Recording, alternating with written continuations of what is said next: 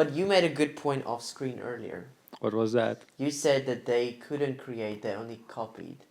Yes, and that's also, if you think about it, that's what the demons or enemy, the devil, whatever, anything, anyone besides God can only create something from nothing or turn something to something else. Welcome back to Exodus chapter 8. 8. And what happens in chapter 8? Chapter 8, we get the frogs. The frogs. Yes, that's frogs. the first plague. But Blinking like a frog. oh, is that what you did earlier? Yeah. I was wondering, is he making a reference to something? Blinking like a frog. I can't croak. Can you croak? Rabbit. Rabbit. Rabbit. Rabbit. Rabbit. Rabbit. Anyway, did you know people actually have a fear of frogs? There are people that has a fear of a duck staring at them from nowhere. Really? Is that an actual fear? That is an actual fear. That is so funny. That is very funny. Do you say that to the people that has a fear of heights as well? Oh, okay. Valid point. Anyway, the previous plague lasted 7 days, which is a long time. And finally the Lord said to Moses, go to Pharaoh and tell him to let my people go. And if he doesn't, I will send frogs.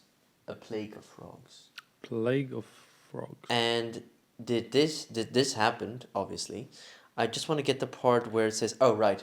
The Lord said to Moses, verse 5, tell Aaron, stretch out your hand with your staff over the streams and canals and ponds and make frogs come up on the land of Egypt. But isn't the water already bloody? It was. So it was a bloody frog coming out of the bloody water. That's a horrifying sight. Imagine seeing that at night. That's a horror movie. Actually, remember? The Bible is not for kids. No, it's definitely not written for kids. We also mark these YouTube videos as no, it's not made for kids. Literally.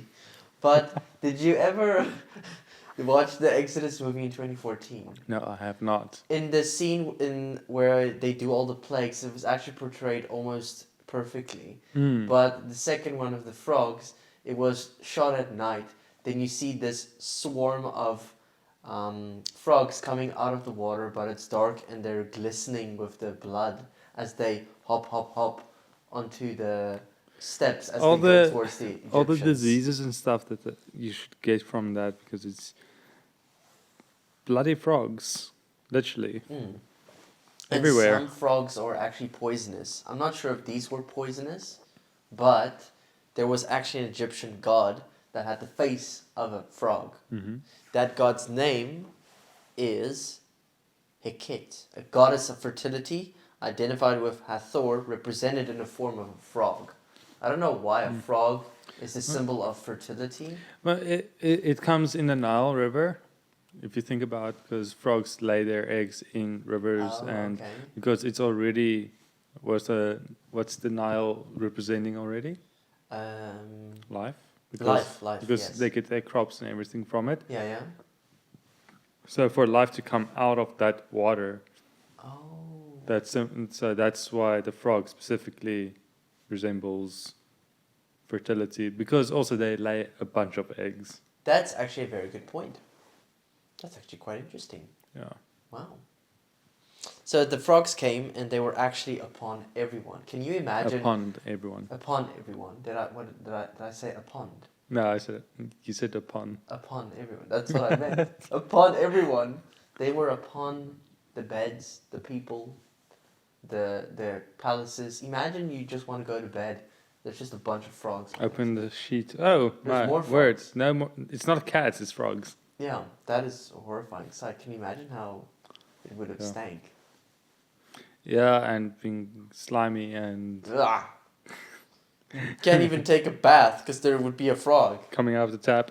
Oh, Nia. Well, they didn't really have taps, did they? The tap was a vase that you... Yeah, and then when you pour it out, then there's Just frogs frogs. coming out of it. Oh, Nia. Bloop, That's bloop, bloop, so bloop, bloop. grillerig. Grillerig is... As a kid, I thought the water just turned into frogs. No. Oh, as a kid you thought that? Yeah. That's a funny image. That's a lot of frogs. It's a lot of frogs, but where did the frogs come from? Well, it says, stretch out your hand with your staff over the streams, canals, and ponds, and make frogs come up on the land of Egypt. So they came from that. All the water sources. But they were bloody frogs. Can you imagine the little footprints of blood everywhere? Oh, wow. That is... And then you just see a line. A what? A line, a bloody line. Oh, of all the frogs. With all the frogs, but also with a frog that just jumped too much and slid there. Because it was slippery. Shame. But this one was... Should have looked like a murder scene there. It would have definitely. This is a horror movie. This is definitely horrifying. Can you imagine what it would have looked like? What's the name of this false god again? It is Heqet. The death of Heqet. Death of Heqet. Yeah, the movie title. Oh yeah, Death of Heqet. And there's just bloody frogs everywhere. Bloody frogs everywhere. And did the magicians copy this as well? They did, yes. I think they just took a frog from somewhere and just stashed it in there. Look, there's more. We can do this as well. comes out the sleeve. But you made a good point off screen earlier. What was that? You said that they couldn't create, they only copied. Yes, and that's also, if you think about it, that's what the demons or enemy, the devil, whatever, anyone besides God can only create something from nothing or turn something to something else. Yeah. And they most likely did this to say, oh, but we can also do this. Our God is bigger. And then the next plague is just like, oh, no, sorry, we can't do this. That's actually true. They couldn't do it anymore. But we'll get to that part right now. I don't have any tricks up my sleeve anymore. Literally. Actually, talking about the tricks, in this note it talks about how the Egyptian magicians were able to copy the miracles. It says they used secret arts, end quote. Some of the magicians used illusions, hypnosis, or hand tricks to make it look as if they could do God's miracles. Other magicians may have used power from the devil. Sure. So they might have hypnotized the Pharaoh. They might have done the illusion, which is the trick of the sleeves. Literally what you mentioned, they could have easily just done that. Hide the frog. Yeah. There it is. And I would say the snake's probably from the devil, because it was a symbol of power. Wow. That's very interesting. I think if I could time travel back, I would just observe this time period. Be careful. Yeah, don't mess up the timeline. Not only that, just be careful that you don't... something happened to you in the process. Oh yeah, with all the 10 plagues. Yeah. Can you imagine? Don't get hit by a golf ball. There's no golf balls in the time of Hellstorm. Exodus. Well, die Hellstorm. Okay. Ja. Okay. Die gaan huil met daai huil. Genie. But anyhow, Anyway, after that's this, a little bit too far ahead. So, what did I want to say? Pharaoh asked that the plague be taken away, and God did take it away, and then all the frogs died, and they were piled heaps upon each other, and the entire land reeked of them. When you ask, you shall receive. He received his request, but hey, catch, they're dead now. And you have to clean it up. Oh, Mia, can you imagine an entire land of Egypt? You have to probably clean millions of frogs. Did they eat frogs? No. I don't know. No, I don't think so, because I think they were fed up with them. No, I don't think they would eat frogs, because it was I would say a godly symbol for them. Yes, so they definitely would not have eaten the frogs. But after that, there was another animal plague, which was the gnats. But what was interesting about the third plague? That the henchmen, the magicians, they were unable to recreate it. They actually said in verse 19, where is it now? The magician said to Pharaoh, "This is the finger of God." Talking about God was in the detail of making this plague happen. And what's interesting, the third plague was unannounced. Oh, so just muggies orals. So what happened was the Lord spoke to Moses, saying, "Tell your brother to stretch out your staff and strike the dust," verse 16, "of the ground, and throughout the land of Egypt the dust will become gnats." So it's that moment when you can do a very cool thick swing and then Bam. Can you imagine how cool that would have looked like? He does the and then gnats everywhere. All of the dust, an entire land of Yeah. Egypt. just like the shock wave of just Yo. becoming bigger and bigger. That's so cool and horrifying at the same time. Yeah. But what's interesting to me, let me just think, what was the thing I wanted to say? Close your eyes because otherwise you will find the gnats in your Gnats. sight. What did I want eyeballs. to say? Oh, I don't know why it was unannounced, but maybe it was to catch them off guard. Mm. That might have been the reason why some of them were unannounced. But this god was the god called Heqet, who was the god of the dust of the earth. It was believed in ancient Egypt that Geb's laughter was earthquakes and that he allowed crops to grow. Oh, okay. So what's interesting about the crops to grow part is that the next plague, it said the flies ruined the land.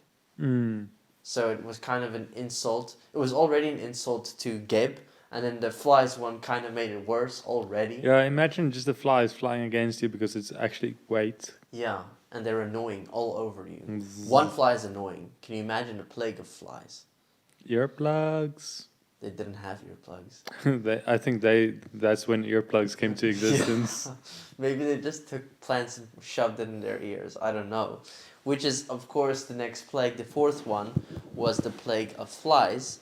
And the Egyptian deity, usually associated with flies, in Exodus they use the words swarm of flies, is the goddess Heqet, if I pronounce it correctly. She is the lady of the marshes where papyrus grows and many insects live. Mm. And these flies were everywhere. It says that even the ground would be covered with flies. So you walk on Flies.